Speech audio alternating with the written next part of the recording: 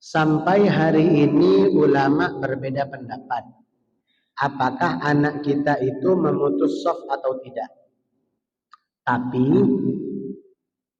kalau saya secara pribadi, kalau dia belum baligh atau dia belum berkhitan, maka saya lebih condong kepada pendapat ulama bahwa anak tersebut memutus shaf.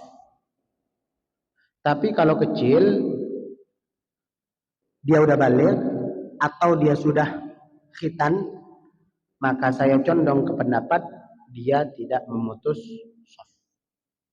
Itulah mengapa sebenarnya saya sudah setuju dengan formasi shaf di masjid Baitul Salam. Imam, jamaah laki-laki dewasa, jamaah laki-laki anak-anak, jamaah perempuan. Itu sudah formasi shaf yang terbaik. Cuma memang resikonya karena anak-anak sesama mereka satu shaf, jadi kalau nggak dijaga sama pawangnya, mana pawang kita ya? Ada satu pawang yang kalau beliau jaga itu diam anak-anak. Tapi kalau yang jaga yang lain kayaknya bercanda. Memang beliau harus datang ke masjid terus. Sampai tadi pun beliau jaga. Saya nanti ke sini kan masbuk.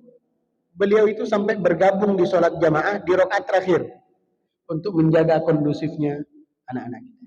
Gitu. Jadi ikhtilaf ulama, tapi kalau saya lebih condong kepada dia belum baligh, dia belum khitan, memutus shaf.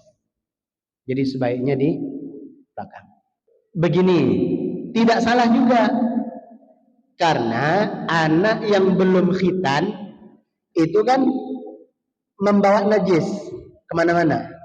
Jadi kalau mohon maaf, kalau dia cebok itu nggak bersih. Karena sisa air seninya itu tersimpan di kerutan-kerutan kulitnya itu. Yang nanti kalau khitan kan itu dipotong, dibuang. Nah, sisa-sisa air seninya dia itu tersimpan di lipatan kulitnya itu. Itulah kenapa dia sholat secara hukum syariat sebenarnya dia tetap membawa najis. Nah, karena dia membawa najis, maka juga tidak salah kalau mungkin ada yang berpendapat kalau kita nempel sama dia, maka sholat kita juga batal.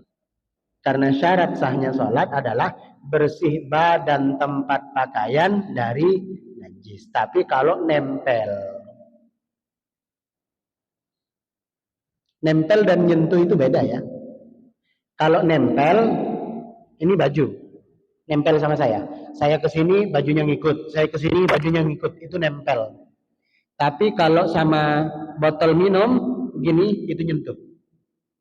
Gini itu nyentuh. Bedanya apa? Kalau saya pindah ke sini kan botolnya nggak ngikut. Itu namanya nyentuh. Tapi kalau nempel, itu batal salatnya.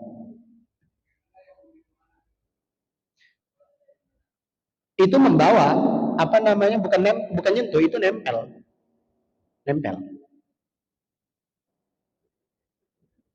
Tapi ditinjau dari dalam mazhab yang lain panjang pembahasannya.